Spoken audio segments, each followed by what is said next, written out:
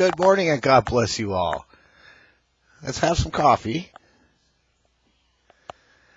This morning I'd like to read to you from John chapter 8, verses 3 through 11.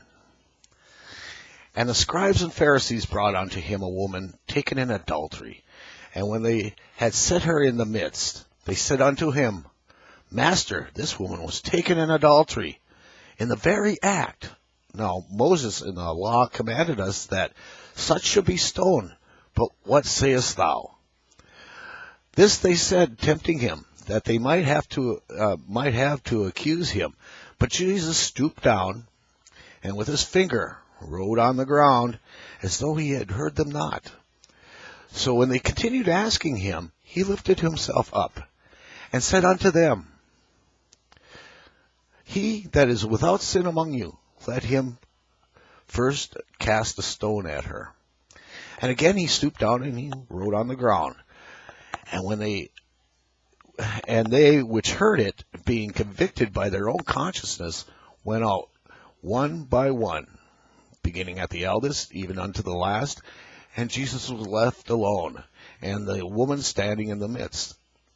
When Jesus had lifted himself up and saw none but the woman, he said unto her, Woman, where are those thine accusers?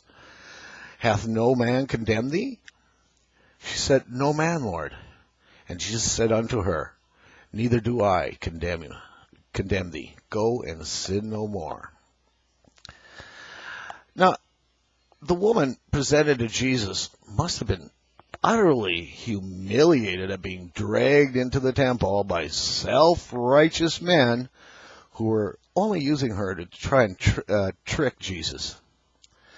According to the law, adultery required capital punishment, and it was of both parties, but they did not bring the man.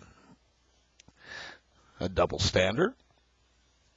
If so, Jesus refrained from challenging their hypocrisy, but he did set a new standard for judgment. Let someone perfect decide the case. And Jesus was the only one there who had the qualifications for that.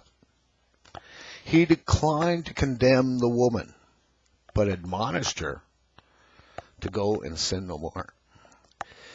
Brothers and sisters, before we go out and make moral judgments towards others and point out that little speck in their eye, remember the plank in your own.